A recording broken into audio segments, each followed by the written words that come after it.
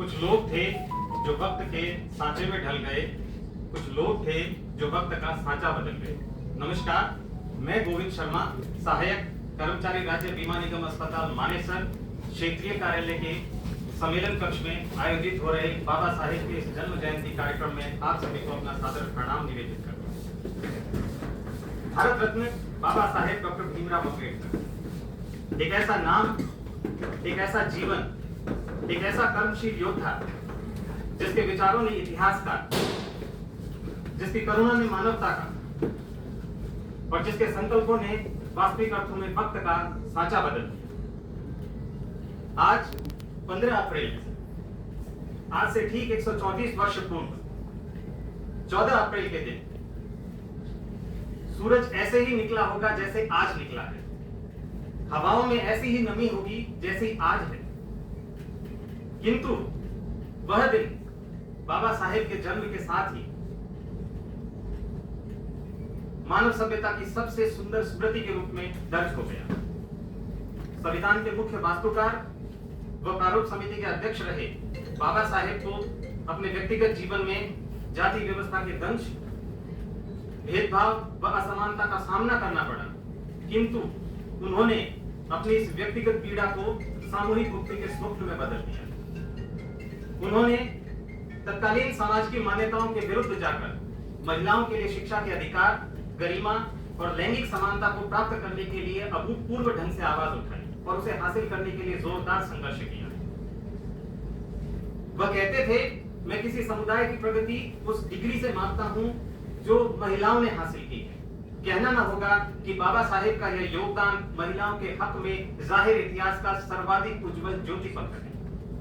बाबा साहेब व्यापक अर्थों में एक बड़े नेता, एक समाज सुधारक व परिवर्तन धर्मी थे। वह अपने समय की अनेक संरचनाओं व स्थापनाओं से असहमत थे, किंतु उनकी असहमति रचनात्मक थी। बाबा साहेब ने भारत को समझने, भारत से असहमत होने और भारत को बदलने का एक भारतीय ढंग दिया, जिस पर हाथ रखकर देश प्रेम की सौगंध खाई जा सकती है, और यही बाबा साहेब की असहमति का अभिनव सौंदर्य शास्त्र है। आज इतिहास के इस मोड़ पर बाबा साहेब के योगदान को किसी एक जाति, किसी एक वर्ग, किसी एक विषय से जोड़कर देखना, उनके योगदान को सीमित करना है। असल में बाबा साहेब जैसे व्यक्तित्व उन सब के हैं जिन्हें लोकतंत्र पर भरोसा है, जिन्हें मानवीय करुणा व तार्किकता पर विश्वास है, जो प्रत्येक प्रकार की गैर बराबरी को अमानवीय मानते हैं। असल में बाबा साहेब उन सब के हैं जिन्हें सबका साथ, सबका विकास व सबका विश्वास के महामंत्र पर भरोसा है। बाबा साहेब के बारे में बात करते हुए आज मुझे हिंदी सिनेमा की एक कालजयी फिल्म भी याद आ रही है। आप सबने देखी होगी, सन 1975 में यह फिल्म रिलीज हुई थी। यश चोपड़ा निर्देशित और अमिताभ बच्चन, शशि कपूर अभिनीत इस फिल्म का नाम था दीवार।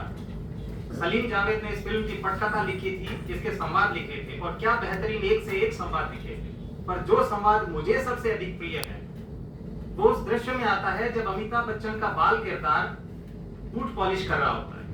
उस समय जयचंद और डाबर नाम के दो किरदार बूट पॉलिश करवा रहे होते हैं। जयचंद बच्चे की मजबूरी सिक्का फेंक कर देता है।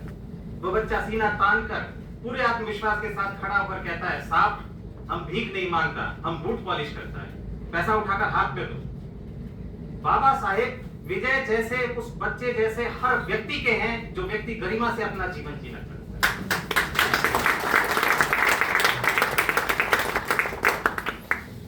इतिहास हमें सिखाता है, इतिहास में जो घटनाएं घटी हैं वे सब हमें यह सबक दे रही है कि हमें बाबा साहेब के प्रति कृतज्ञ होना चाहिए। आप याद कीजिए, हम कब आजाद हुए थे? 15 अगस्त 1947 को हमारे देश को आजादी मिली थी। हमसे ठीक पहले एक दिन एक और पड़ोसी मुल्क आजाद हुआ था, हमारा। उस पड़ोसी मुल्क के 7 करोड़ लोग सन 71 तक आते आते कौमी तराना से आमार सोनार बांग्ला गाने लगे थे, लेकिन हम आजादी से आज तक जनगण मन ही गा रहे हैं। क्यों? वो देश भाषाई आधार पर बट गया, उनका संविधान इतना मजबूत नहीं था, लेकिन हमारा संविधान इतना मजबूत था, उसमें भाषाई, धार्मिक, अल्पसंख्यकों अभिव्यक्ति का अधिकार इतने सुनिश्चित किए गए कि मुझे विश्वास है कि हमारा जन गण मन ही राष्ट्रगान रहेगा आगे आने वाले कई दशकों, सैकड़ों, अरबों, शताब्दियों तक, क्योंकि इसमें कोई बदलाव की कोई संभावना नहीं है।